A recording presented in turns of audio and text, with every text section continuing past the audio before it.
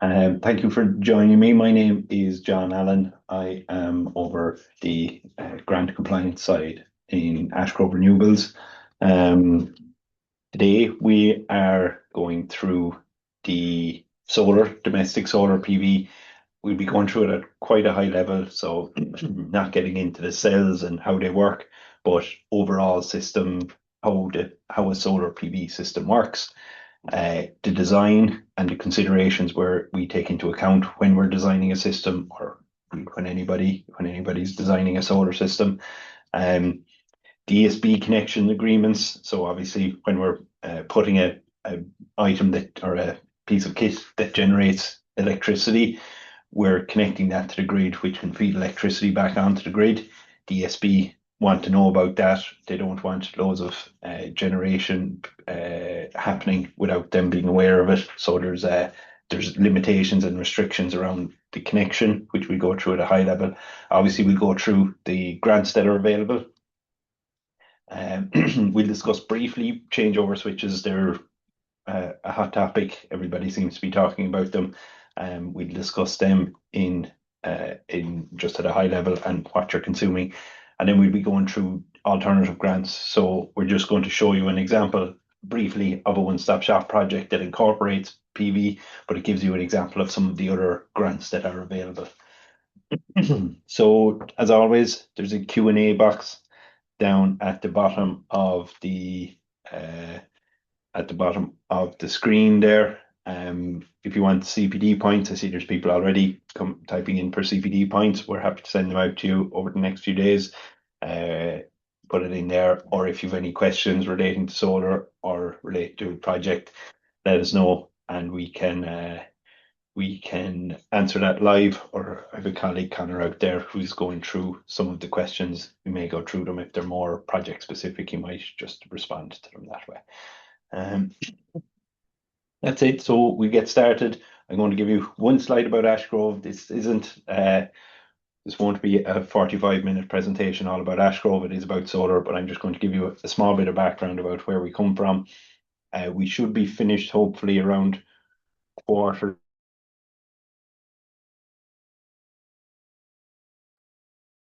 A note in here saying the sound is bad. Sorry, my video is off. 2 seconds now. Is the sound still working? Yeah, okay. We seem to be getting thumbs up from out the window here, so maybe John, it might, if you want to leave and rejoin, it might improve the sound. So the home energy, Ashgrove are in home energy since 2001, specialized in heat pumps.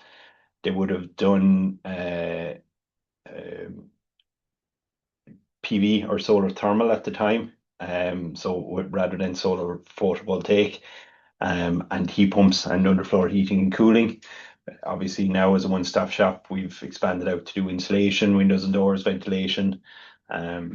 So it's a wide range of products that have grants attached to them. We're registered a one-stop shop. We also do the CEG grants, which is slightly different to the one-stop shop in terms of mechanism, all the same grant amounts.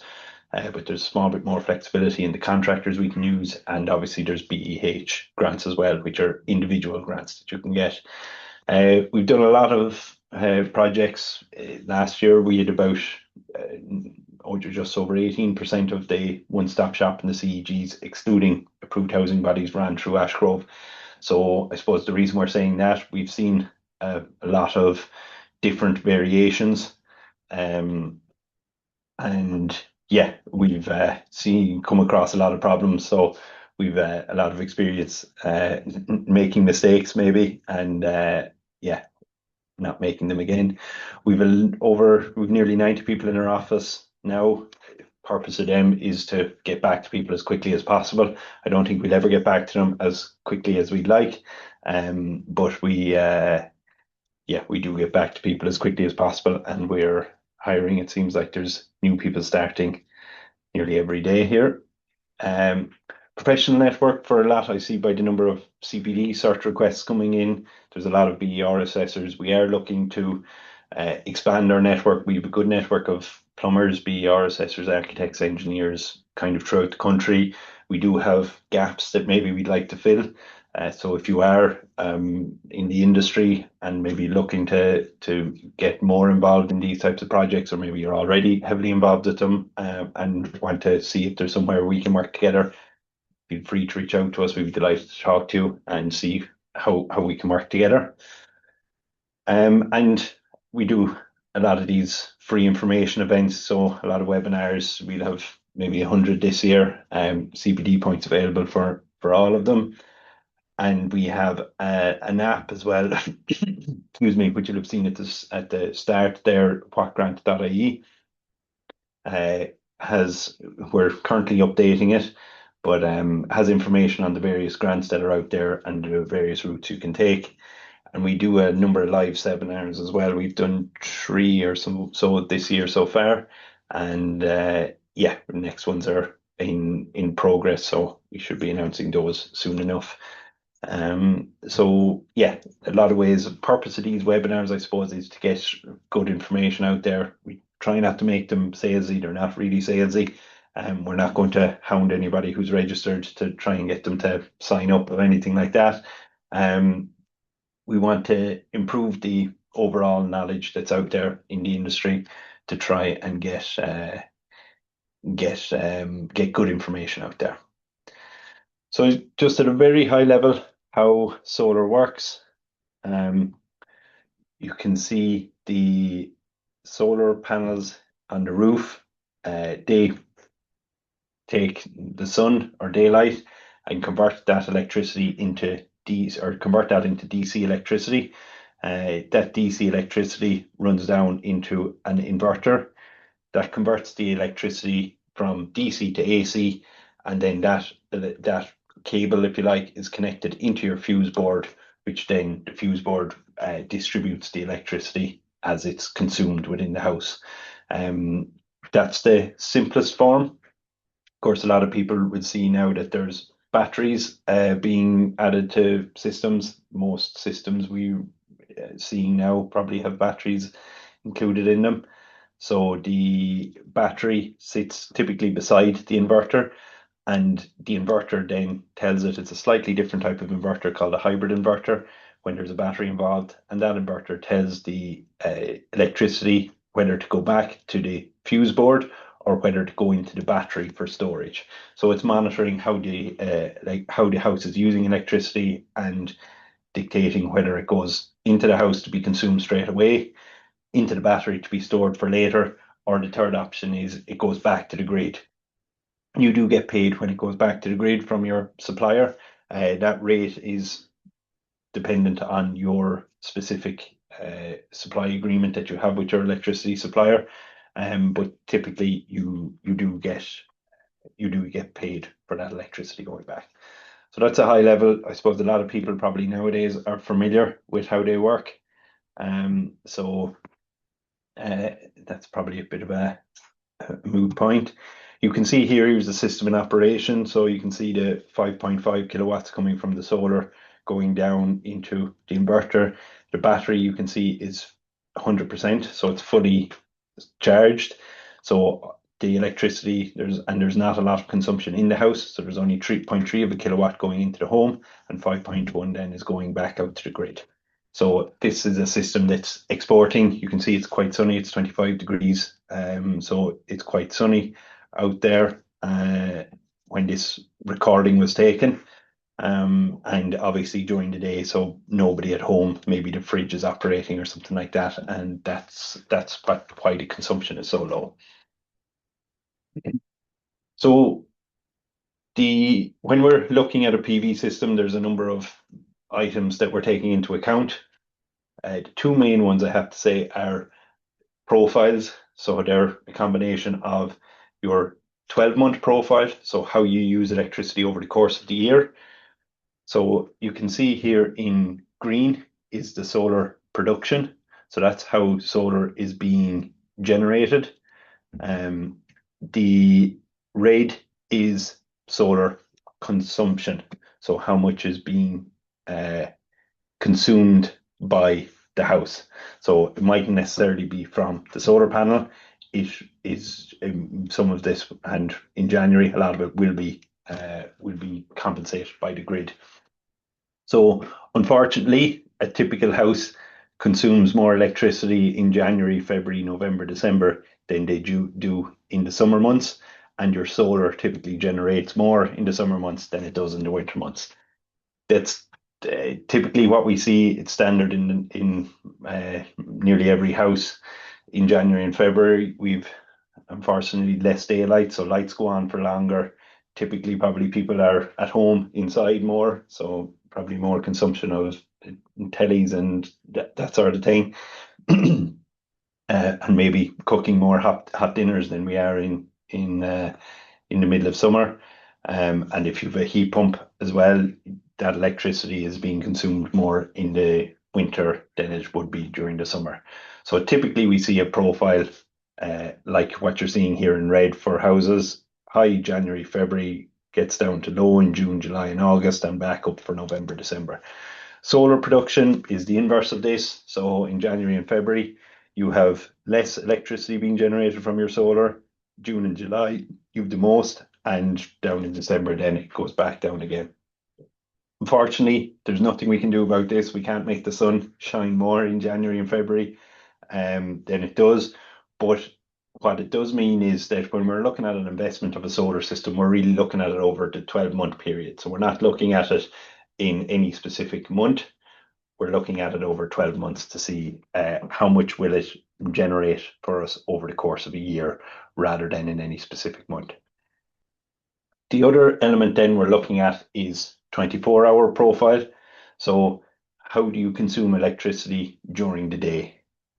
Again, there's no point putting in a solar system if all of your electricity is being consumed at night and you're consuming none over the day, or at least then you'll be looking at putting in batteries to offset the consumption, so your solar panels could charge your batteries and use that at night.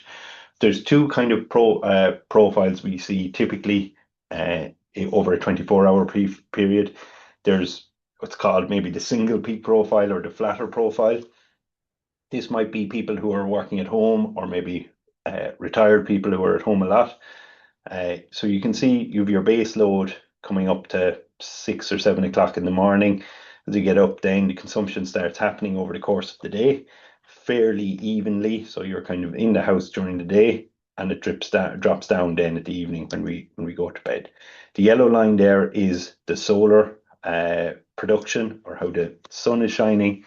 That again is outside of our control, so stays constant. The other type of profile we're seeing is the double peak profile. So somebody getting up, high intensity showers, toaster, kettle, all that going on to get out the door, and you're out the door then during the day. There's nobody at home, and then back in the evening you come home and you start cooking your dinner, and you get a peak again, and it goes back down at night. So your profile goes is in kind of two peaks rather than just one single peak. So you can see here, theoretically, over the course of any day, the area between the blue line here and the yellow line is what is either going back to the grid or being stored in a battery. So this sort of analysis tells us whether we should install a battery or shouldn't install a battery. Of course, there's no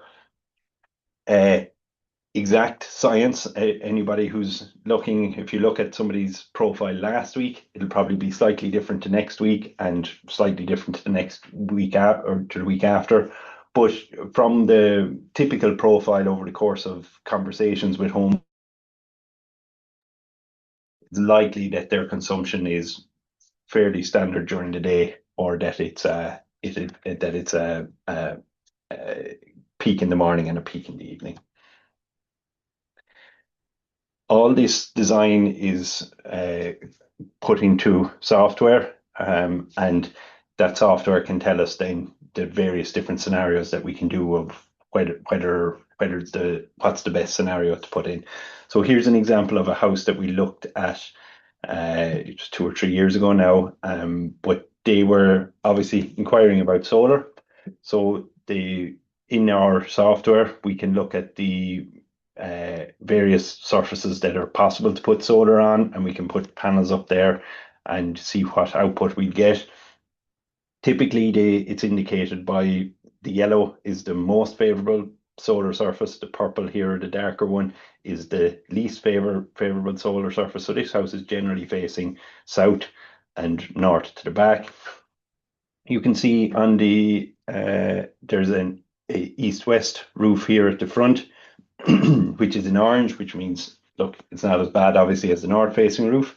And around the chimney there, for example, you can see there's shading there at various times of the day and over the year. And so the panels in there will be slightly less effective than they would, we'd say, on the east side of the roof here rather than the west. We looked at a few different options for this house, and for a few reasons, they ended up putting the solar panels actually on the garage. So they have an east-west orientation here, which means that the profile now works better. They had a double peak, a very definite kind of double peak. They were all working away from home, and out of the house for between Monday and Friday anyway, between kind of 8 o'clock and 5 or 6 o'clock. So the east-west orientation allowed us to capture more sun in the morning and the evening, which aligns more with their consumption pattern. And they could also actually fit more panels up on the east-west orientation than they could by just putting it on the southern roof. This particular homeowner as well didn't want to have it on the front of their house, and that's fine. It's another, I suppose, it's an aesthetic reason for not putting it up there, and there's no problem with that. But we gave them data to show them the two various options, and the east-west one actually worked in our favor as well. So yeah, so that just gives you a kind of an idea of the thought process we're going through when we're looking at a house. Where can we fit panels? How many panels can we fit? What's their load consumption, their load profile like? And yeah, that's kind of it. ESB connection agreement. So when we're connecting anything to the ESB networks, they want to know about it. They want to make sure that we don't have people putting essentially power stations up in their house and connecting to the grid, and the ESB not being aware of it. So the simplest form that we see in domestic houses is NC6.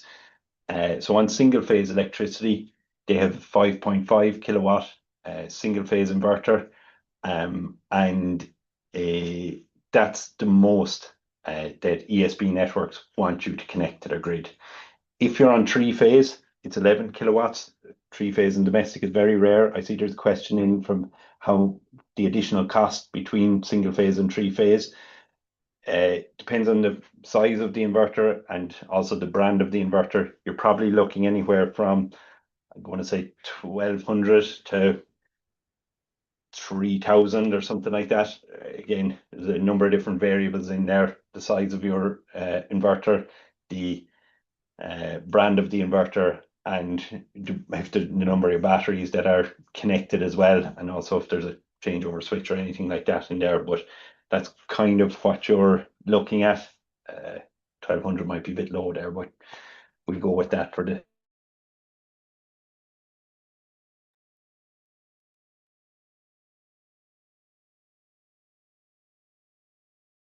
5.5 kilowatt inverter. And at NC6 form, there's no cost with submitting that to ESB networks. They're happy for you to basically submit that. There's no approval process, no cost. They just acknowledge, yeah, we've received your NC6 form, and they're happy for you to proceed. NC7 gets into the slightly larger systems, so it's up to 17 kilowatt single phase or 50 kilowatt three phase. They want there is an approval process for NC7. So when you're up into that scale, they want to make sure that the grid in your area can take that amount of electricity. In domestic systems, we very rarely see them go to NC7. There's €1,000 cost with going for an NC7 system, and you want to make sure that you can fit enough panels up onto your roof to justify having the larger inverter, and that needs to be significantly larger. The last thing you want to do is put in, I'm going to say, a 7 kilowatt inverter. You're just slightly over the 5.5, and you've spent an extra €1,000, which is a long time for you to pay that back. So as an example, for the panels associated with the inverter size, so your inverter size, we'd say, is 5.5 kilowatts in a single phase system. 200% oversizing is typically what's allowed in inverters at the moment. So they allow you to put double the amount of kilowatts and connect that into the inverter than what the inverter can convert from DC to AC. So, and this is to do with their warranty. So you can fit roughly about 24 450 watt panels onto a roof and connect that to a 5.5 kilowatt inverter. Now, the result of that means that on really sunny days, you will have clipping. So there will be some days where the panels are producing maybe 8 kilowatts. Your inverter is still restricted to only producing 5.5. That's unfortunate, but it's accepted. It's kind of an industry standard almost. Unfortunately, in Ireland, we don't get an awful lot of those really sunny days. So we're losing out on those few sunny days. But over the course of the year, we're gaining a lot more from the system. When it's not sunny, we're a lot closer to that 5.5 kilowatt. So it allows more electricity to be produced for the rest of the year. So just to give you a kind of a visual, this is theoretical, but it should help understand it. So the orange lines on these graphs are a 5.5 kilowatt inverter with 7.5 kilowatts of solar panels attached. So we've gone over the inverter kind of rated size, but still under the 200% oversizing that they allow.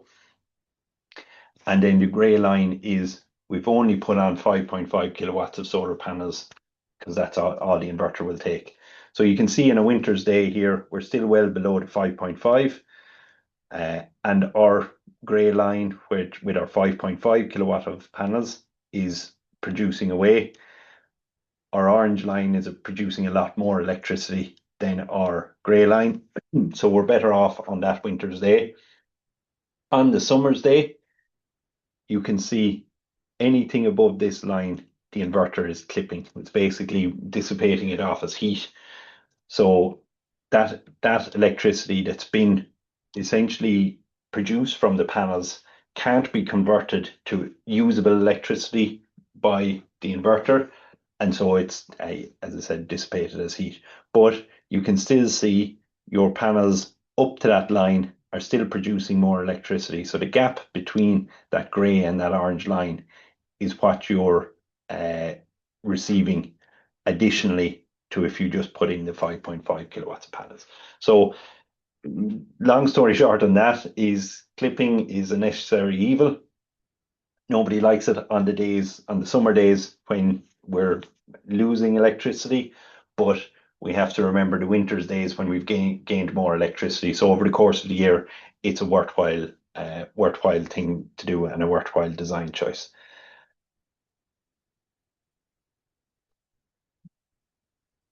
Just keeping an eye on questions there as well. So the grants that we can get for domestic systems. So the grants are from SEI. SEI's goal is to decarbonize. That's what they're there to do. They want to reduce the amount of carbon associated with, with everything. But in our world, it's domestic houses. And that's why they're giving a grant for the solar system. Typically, grants are there to kind of kickstart the market. I think we can all see you can't drive anywhere now without there being you passing 10 solar vans, and prices have gotten very competitive also because the market has so many in it.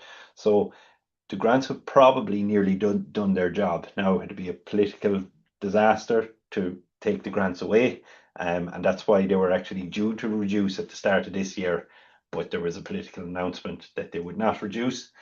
Again, that's probably not down to good use of taxpayers' money in terms of decarbonising, but a terrible look for the from the political point of view for reducing the PV grants, because everybody wants them, and because everybody wants them, everybody thinks there should be grants. In reality, it should be the opposite way around. If everybody wants them and they're happy to pay for them, we don't need to have grants to do them. We should be spending our taxpayers' money elsewhere. That's us. And not that I'm complaining about there being grants. We'd love if they double or triple, as there's kind of talk about now. I'd have to say it's probably unlikely it's going to happen, but you never know. Um, but how the grants are working, it's based on the size of your system. So for the first 2 kilowatts of solar that you put on, you're getting €700 per kilowatt. For the next two, you're getting €200 per kilowatt. So that means that the max grant that you can get is €1,800 if you're putting on 4 kilowatts of solar panels. You can put 5, 6, 7, 8 kilowatts of solar panels on. You'll still get the €1,800. You won't get any more, unfortunately, but they don't penalise you for putting on any more, a bigger system. So just to give you an example, 3 kilowatt system, which is roughly around 7 panels, you're getting €1,600 of a grant. So you're getting 700 plus 700 plus one of the 200s. If you put on a 6 kilowatt system, you've gone over the 4 kilowatts. So you're getting your max grant, you're getting 1,800. Again, if you put on 8 kilowatts or 10 kilowatts, you're still only getting €1,800. These are the domestic grants. Obviously, there's a slightly different grant amounts for commercial units. It goes on to bigger systems. If you're putting in a megawatt of panels, you're excuse me, you're getting something like €160,000 of a grant. That's a very big system. That's I'm going to say 1,000 panels, something like that. Just to give you a small bit of a visual of what they look like. This is the inverter, no batteries in this system. When the cables come in from the panels, they come into the roof. The first thing we have to have is what's called a fireman switch.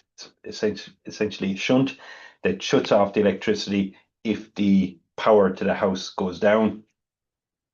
Sounds counterintuitive for a lot of people. A lot of people love solar panels because they think that they're generating their own electricity and they don't need the grid electricity. But what that fireman switch is protecting against is electricity going back onto the grid, and now you have somebody working on the line, an ESB man working on the line, thinks it's dead because the power is down, and then your solar system starts generating and putting back onto the grid, and they get a shock. So obviously, for safety reasons, we have to have that in place. We'll be going through changeover switch in a minute of when that is possible in island mode. But just to go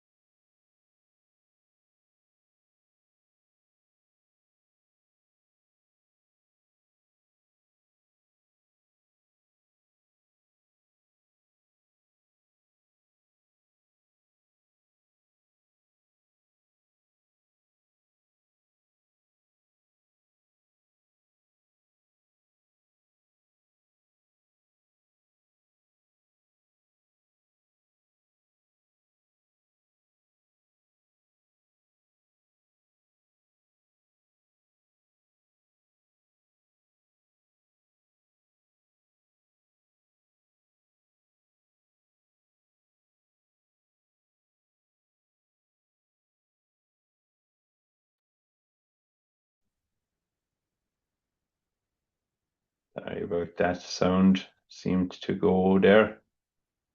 Hopefully it's back.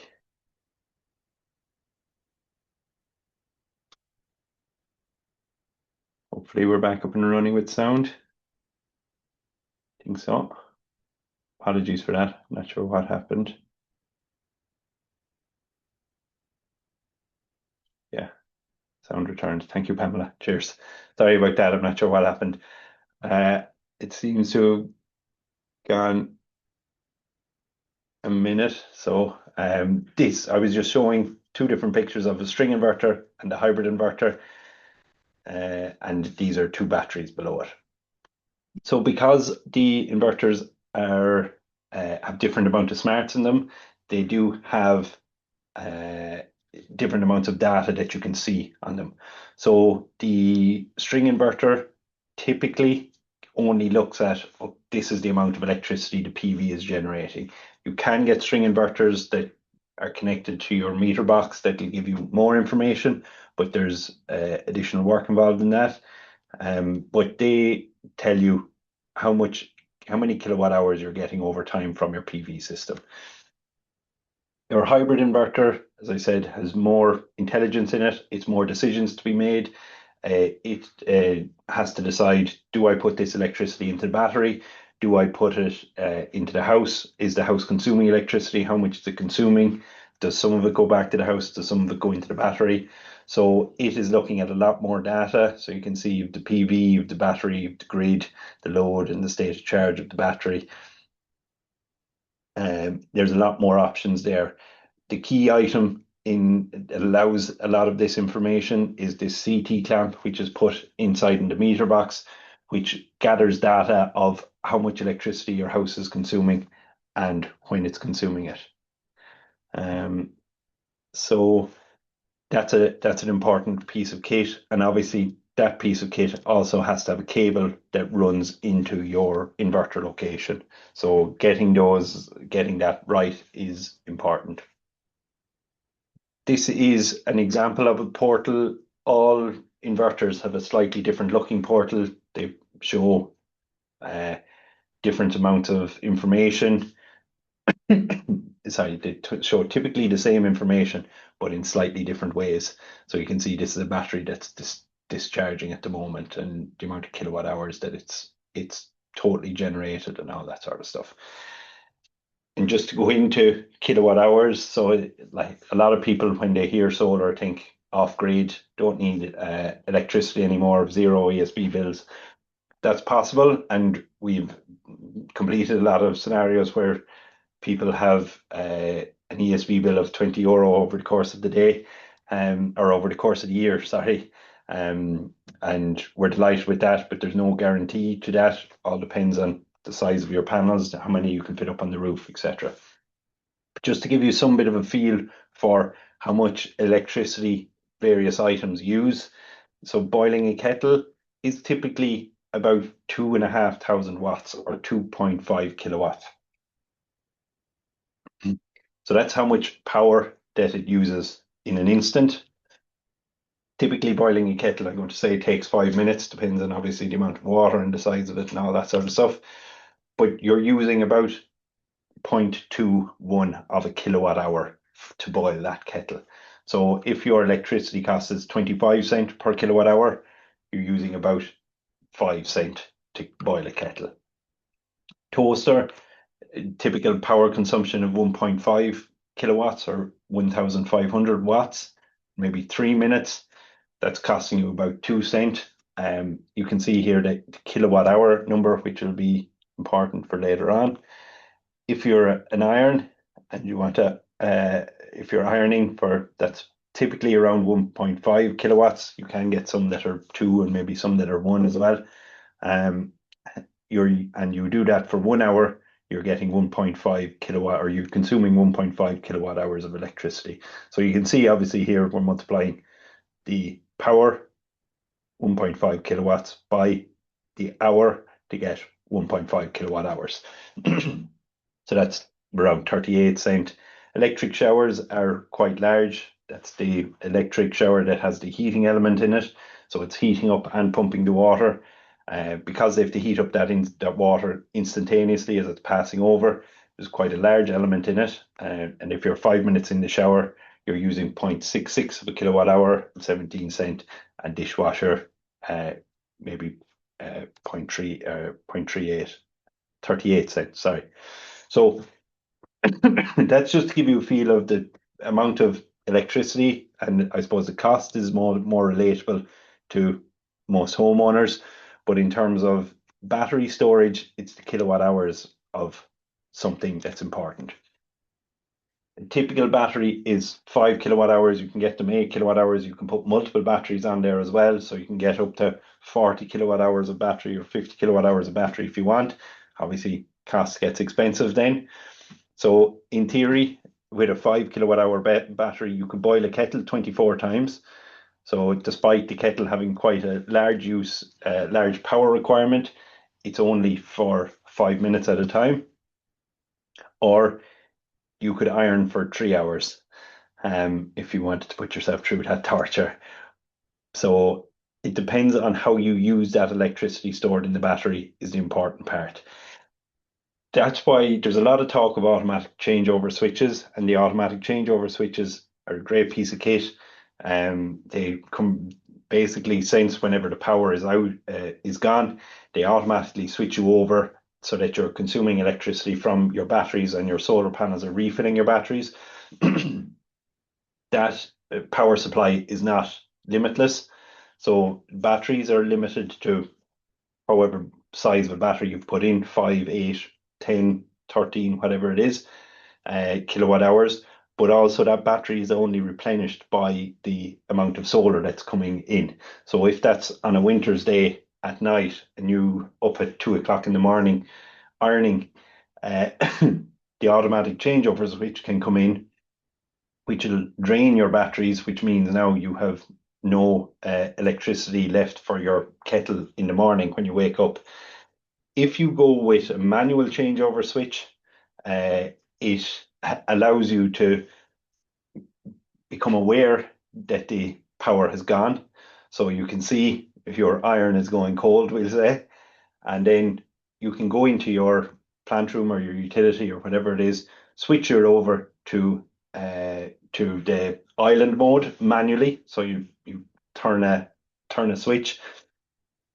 That allows you now to consume electricity from the battery, and that battery can be replenished from the solar system. But because you're aware of it now, you might stop ironing at 2 o'clock in the morning. But you might stop ironing and say, I'll save my electricity now so that I can have a cup of tea in the morning, or make sure my fridge and freezer stay running rather than ironing. I don't need to iron all these clothes now, so it's a good excuse maybe to stop. But the changeover switches have become incredibly popular, probably stemming an awful lot from the power outages we had last year. I have to remember that whilst they're high impact when they do happen, they're not happening every day. And of course, we all love to have electricity when our neighbours are out and we have electricity, but you are paying for them. But there can be an advantage in putting in a manual changeover switch over a automatic changeover switch. Obviously, you can do the automatic changeover switch as well, but the manual is typically slightly cheaper and not necessarily a bad thing to put in. So just to be aware of that. I'm going to go into some of the other grants that are out there. Sorry, one thing I meant to answer when we were looking at the batteries and the inverter, the location of batteries in attics, and if it's a fire risk when it's stored in the attic. Temperatures in the attic can get hot. They are probably moving more towards batteries being fitted outside. They're all IP66 rated and can be fit outside. They can also be fit in attics. In all scenarios, we actually put a fire alarm just up there whilst we're installing it, just as an extra safety measure. But I think the number of batteries that went on fire was less than the number of fridges that went on fire in some scenario. So it does happen. It's not that they're completely resistant to fire, um, but the same as any other piece of kit maybe can go on fire. So there is probably a move to putting them more outside. Probably a lot to do with battery technology evolving in that the IP66 rating is now incredibly common, and the inverters are a lot more comfortable outside and batteries are a lot more comfortable outside. So yeah, so probably is a shift to them moving outside. I think in the UK they might have more strict regulations about installing them in attics. As a result, that's probably going to end up coming over to Ireland at some stage. Um, but at the moment, there's no strict rules about not installing them in attics. We probably do favour them to go outside rather than attics at the moment, but they can be installed in attics if everybody's happy to do it. Excuse me. I'm going to go back down now to so the other grants. So solar PV grant is obviously highlighted there between 2 and 4 kilowatts and 2 kilowatt or less than 2 kilowatts. That's what you're getting. There's a number of other grants you can get uh, as individual items. So you can get attic insulation if you wanted to insulate your attic. Similar to the PV grant, you apply to SEAI, get a person to install your attic and draw the grant down. Or if they're a one-stop shop, they can actually apply for you and give you the cost of the works net of the grant. So if it's attic insulation, if it costs you €2,200 to insulate your attic, we can net the €2,000 and just take €200 from you, and we fund the rest basically until we get the attic insulation grant from SCI at the end. So there are the list of things here that you can see that are available through the individual energy upgrade. The items in green are the ones that were added at the end of January. They were announced at the end of January, sorry, brought out between kind of March and April. So these are grants you can now get as individual items, the big one there being windows and doors. The one-stop shop or the CEG grants, there's additional grants available there. So rafter, floor, mechanical ventilation, air tightness, project management, and home energy assessment. There's potentially, I suppose, on paper, an extra €11,350. But yeah, in reality, it's probably rare that everybody's getting all that benefit. And if they're getting the rafter insulation, they're not getting the attic insulation. But to give you a case study of somebody who came to us looking for PV, it's about 3 or 4 years ago now. What they wanted was actually to get into the green mortgage territory. So they were at a C2 to begin with, and we got them up to an A3. They were a 2-story semi-detached house, 100 meters squared, built in 2003, and the current BER was a C2. They were looking for a green mortgage. The works that we said we could do, we put two options in front of them. Obviously, solar, which at the time was in around 6, 8, or €7,000. We put an offer in front of them of attic and cavity wall insulation, an air to water heat pump, and their PV panels, and we could do all that for €8,106. So that was not a lot extra money for them to pay, but a lot more works done for them. That cost of all those works obviously wasn't €8,106. It was 25,000, but SEI were giving them €17,000 worth of grants, and Ashgrove, as the one-stop shop, funded that grant amount until we got the grants from SEI at the end. So as far as the homeowner was concerned, all they had to pay was 8,106. Once they've paid the deposit, we do the works, they pay us the remainder, and we're essentially finished. The homeowner doesn't really care whether Ashgrove get the grants or not. That's up to Ashgrove to do. The reason why the one-stop shop really worked in this case is there was nobody else on site. We could get in and out. It was all within our control. When that post-works BER is published, which is the only time we can apply for the grant, is when is within Ashgrove's control and not through anybody else's. So if they were doing a large extension, for example, the BER cannot be done now until the extension is done, which is in the hands of the builder. So now Ashgrove, as a company that's not a bank, I suppose, is funding €17,000 worth of grants, and we've no control over when we can publish the BER, which allows us to submit the application to SEI, which allows us to get paid the remainder of the grants. So if there is an extension there, we'd be suggesting that goes through a CEG, Community Energy Grant. All the same grant amounts they can get, just a slightly different mechanism. Important to remember as well for the one-stop shop, there's a home energy upgrade loan scheme, which allows people to get a loan of up to €75,000 for carrying out works that they're getting SEI grants for. Unfortunately, you can't get it on PV on its own. Again, probably they deem that so many people want to do PV that the industry will figure out a way of funding that. But there is HUELs available for the likes of one-stop shop projects. And it's a low interest rate. It's down as low as 3% in most cases for people who are doing a deep retrofit. It's only up to 75,000. I say only up to 75,000 for people who are doing a vacant and derelict property or a large extension. Obviously, it's unlikely to cover all the costs of the works, but it can certainly be a help. In order to fit into that one-stop shop, there is certain criteria you need to hit. So you must get to a B2 postworks. So you must get up to this side of the scale, and you must get 100 kilowatt hour uplift. So these are the kilowatt hours, and you must be 100 of those better off when you end than when you started. If you're putting in a heat pump, they've removed that requirement for the 100 kilowatt hour uplift. However, if you're only doing maybe windows and doors and PV, we have to make sure that you're getting that 100 kilowatt hour uplift in order to fit in.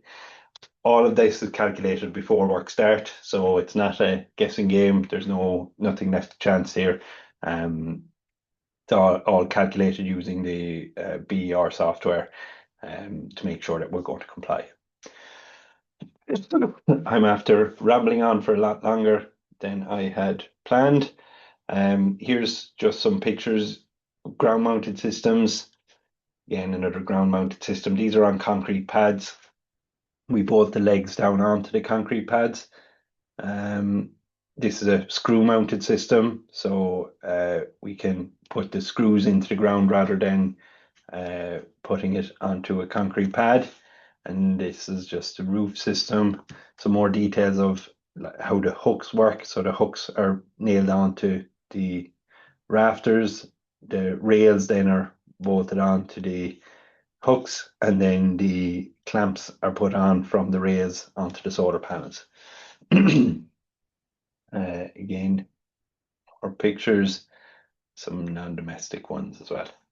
So I'll just go through some more information. The next webinars that we have up and coming on Thursday of this week, which is the 23rd. We have a webinar on the Above the Shop grant, the vacant and derelict grant. This aspect was only released at the start of March. We're gathering information all the time about it to see how exactly it's going to work. Meeting with the various councils to see how they see it and how they see it working. So we'll be giving a talk on that on lunchtime on Thursday. Then on Tuesday evening, again we've a we've a webinar on the mainstream vacant and derelict grants. So that's the 50,000 for the vacancy and an extra 20,000 top up for the derelict aspect. The windows and doors grants, we're giving a talk a webinar on the 1st of May. That's a Friday at lunchtime, I think. Where there's a lot of changes that are happening with the windows and doors grants. Some of it they're still trying to figure out. So we'll be giving an update on the information for that. On the 5th of May, which is a Tuesday evening, again at 5 o'clock, we'll be talking about one-stop shops. Solar, again, as in May, we do the vacant and derelict, the one-stop shop, and the solar PV once a month on a Tuesday evening. On the 15th of May, which again is a Friday lunchtime, we have energy upgrade grants for businesses. It's for businesses, for maybe clubs and sports or not-for-profits. There's a number of different grants out there, SEI grants as well as kind of supports. And the 19th of May, then we're back to the vacant and derelict grants. High temperature heat pump grant on the 22nd of May, which is a Friday lunchtime, and the following Friday on the 29th of May, we've understanding commercial PV. So that's for larger PV systems. We'll be going through the SAI grants that are available for those. Some of the considerations in those, obviously, there'll be three-phase electricity, an awful lot of them. And the grant mechanism is slightly different. So yeah, you can register for them. If you've registered for this one, you're probably receiving emails from us for the next ones. Hopefully, you found it helpful and you've gained some knowledge from it. Yeah, feel free to join the next ones. As I said, we don't go around hounding you after you register. Looking for you to sign up to anything, but feel free to reach out if you have specific questions. We'll help wherever we can. That's it. Thank you very much for your time. I'll scroll down through questions. I think a lot of them are around my sound going, unfortunately. Sorry about that. But I think we've covered most of them. So thank you very much. Enjoy your evening. And yeah, we'll hopefully see you on another webinar soon. Thanks, guys.